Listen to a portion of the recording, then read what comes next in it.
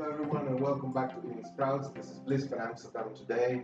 I'm going to teach you how to grow sunflower microgreens. And this is a very rich plant, probably the richest plant in terms of nutrition known to mankind. Actually, it is delicious. It has many uses, and as microgreens, they're just amazing. And I recommend them for starters. For those who want to start growing microgreens, probably sunflower microgreens could be the best choice to get started. You will fall in love with it. It's so rich. It has a delicious flavor. It's so rich in terms of nutritional value. I took some notes here. It's very rich in vitamins A, vitamin B6, vitamin C, vitamin E, and then calcium, iron, magnesium, niacin, phosphorus, potassium, and chlorophyll.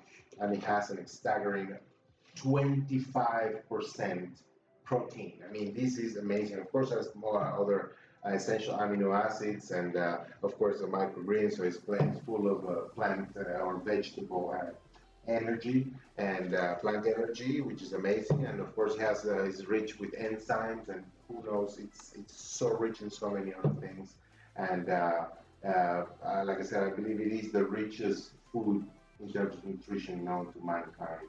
And even experts and scientists agree that they don't know all the benefits of these plants, because in all the plants and all the fruits there's always more. So this is definitely the case where the more they find, the more surprised they are with how rich this plant is. So yeah, and it's actually kind of easy to grow, and that's why I wanted to make this video and teach you the steps from the seed. So let's get started. Okay, very well. Let's get started on how to sprout sunflower microgreens. And the first step is always to get a quality seed. It's very important that you get an organic, heirloom, non-GMO sprouting seed, okay? And that goes for pretty much any sprouted microgreen, except that for sunflower seeds, we know that they sell them toasted, to eat them like that. And unfortunately, those toasted seeds will not work, because when you toast them, you actually kill them. They will not grow into a plant. I mean, they're delicious to eat, I'm sure, but they will not work for us. So we have to be sure that those are sprouting seeds that are organic. And of course, any source you have is good, but I'll put the first link. It's gonna be my supplier where I get my seeds, which I know they stand behind their products, and I highly recommend them, because they have all the free shipping after 35, and they have all this variety of seeds. All are organic, and then they're all really good, and they specified if you need sprouting seeds. So once you get the seeds, then the first thing we need to do is basically sprout them or germinate them.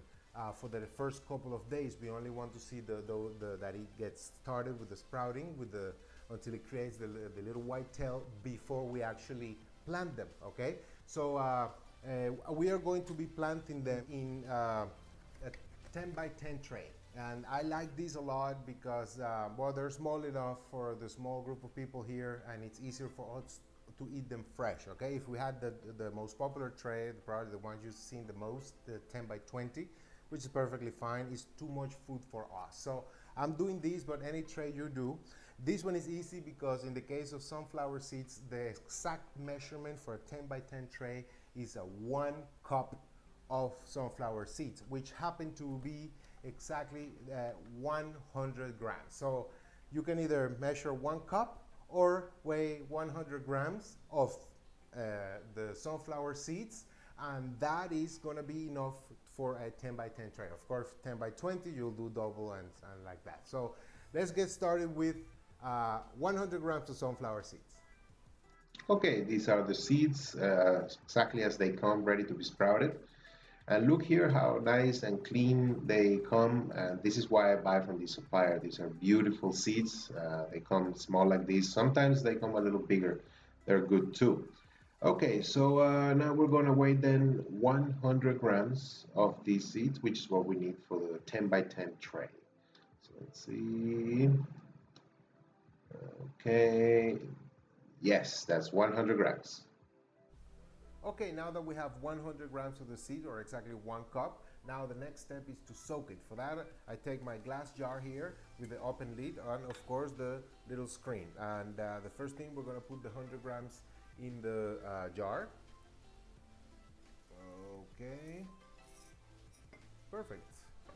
And now we put the little screen on top of it, and just close like this.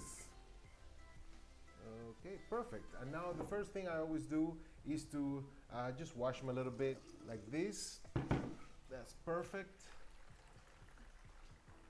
Okay, and now we're gonna literally put the water just to, you know, get them soaking.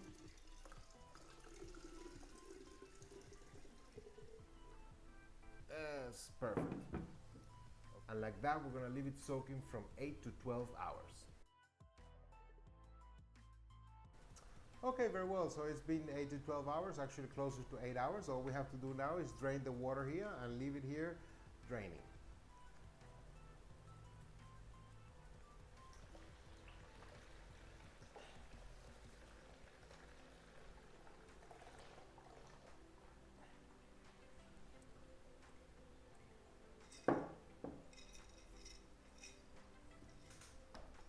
Okay, from this point on, now we're gonna let it germinate like this, always in a 45-degree angle, which is not like this, and definitely not like this. We don't want the water here getting rotten. No, we always want it to drain out and to rest like that, and that's why 2 to 3 times a day we're gonna wet it and we're gonna put it back in there so they can continue germination for the next 48 to 72 hours. The way we're gonna do it, just very simple, just put water like this.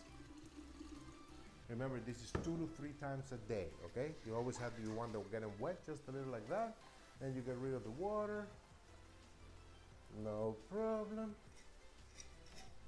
And now we put it back in there. And like that, we're gonna wait for the next 2 to 3 days until it germinates when it's ready to be planted.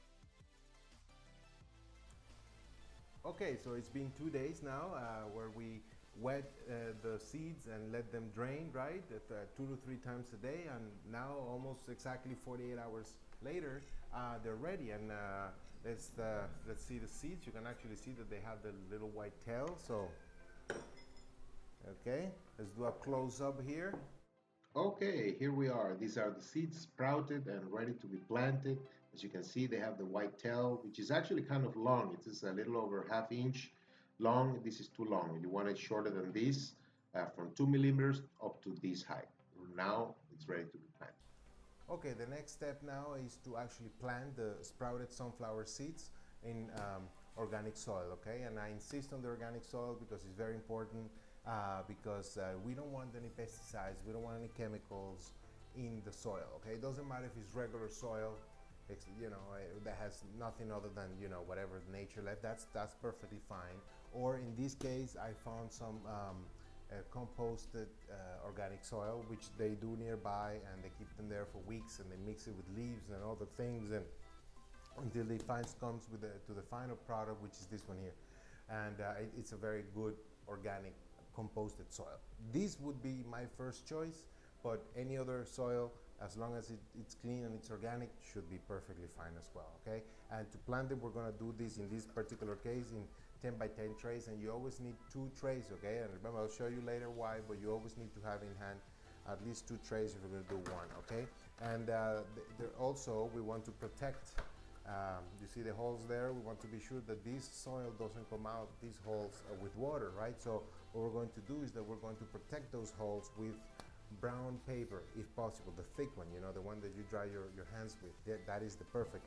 White paper would work too, but the white paper has gone through a whitening process of bleaching and other things, so it's highly recommendable to use this brown paper instead, okay? So now let's get started with the process. All right, here we are, and this is the tray. So the first thing we have to do is to cover the surface with this brown paper, okay? We want to be sure that all the little holes are covered by this paper so no soil can go through it but the water, okay? You can leave the margins like that, it's okay. Not too high, but you know, whatever you need to do, because they will merge really well with the roots, okay? So you see, this is good like that. All right, perfect. So once it's covered like that, we're gonna start putting the soil on it. Very well. And we just want to put the right amount. Yeah, okay. We want to, of course, distribute it evenly, as even as we can throughout the surface, and yeah, that should be fine like this. Okay, so as you see, we don't want to put more than an inch of soil and no less than half an inch. I think those are good measurements. About half an inch to an inch of soil should be enough within the tray, and distribute it evenly, just like it is now. See, all right, perfect. Ready to go outside. Okay, here we are outside, and the first thing we want to do is water the soil. We want to make it really wet. We want to be sure it's almost swampy, okay?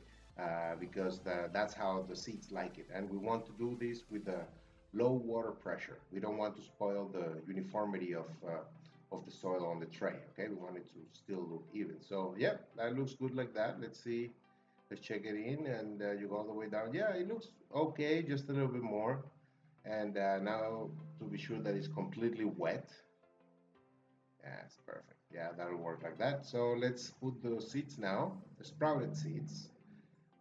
Yeah, perfect. So also we want to, of course, be sure to make it evenly. Okay, we want to spread all the seeds to every corner of the tray. Uh, we want to be sure they're not necessarily on top of each other. Okay, but they're next to each other. So it's good to take a moment, depending of how good you like it. But I like to be sure that every every little place of soil it's covered by a sprouted seed. No, it looks good like that. So I think it's good like that. Okay, perfect. So now we just water them a little bit more. Okay, remember that these seeds, the sprouted seeds, they love water. So from now on, you want to water them 2 to 3 times a day. And you want to keep them wet.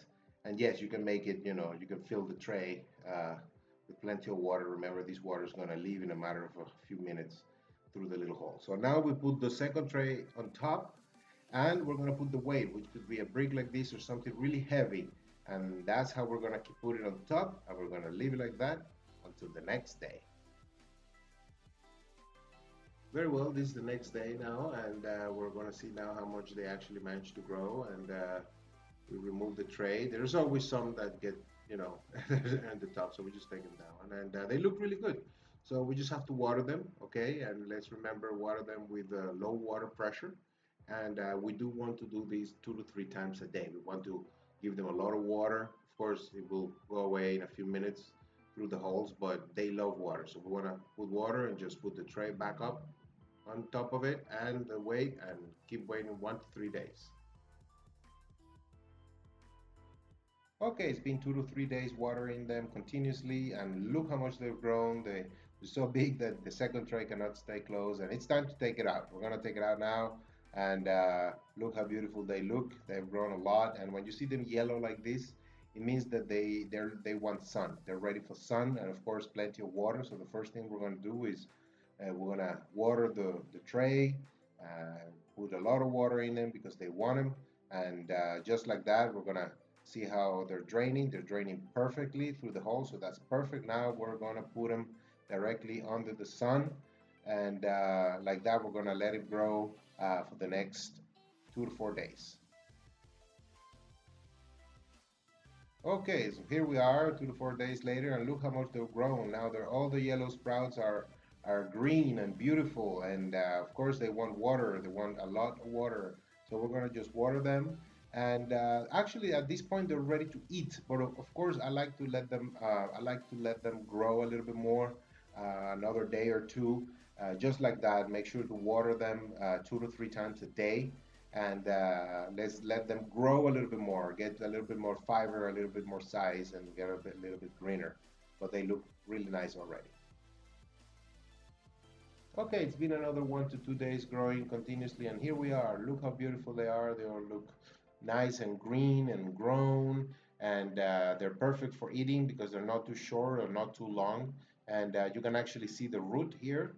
You see, look, let me show you how beautiful it looks, how the roots grew into the paper, and it looks so nice and clean, and they are ready to be cut and prepared to be consumed.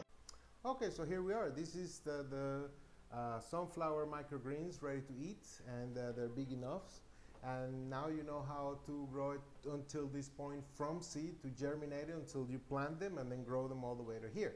Now I'm going to teach you how to cut them properly, how to clean them properly and what to look for, and then how to keep them after they're ready and cleaned in the vegetable cellulose bag that will keep it for at least easily a week. Of course, I'll remind you that the sooner you eat these microgreens after you harvested, the more nutrition they're gonna be. So it's really better if you eat it within the next first 2 or 3 days instead of waiting a week. And with that said, let's get started on how to cut the microgreens. Okay, these microgreens are ready to be cut, and look how beautiful they look, how healthy they look. They're supposed to look like that. And let's look at the roots here real quick. Look how beautiful and healthy they look as well.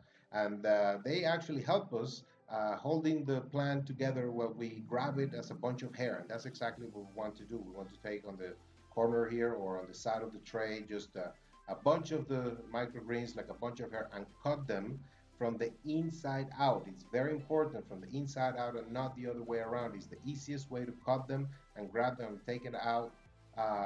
It's from the inside out. So be sure that you always do that, and like that you can keep grabbing bunches on the sides and cutting them from the inside out, and they're easy to manage.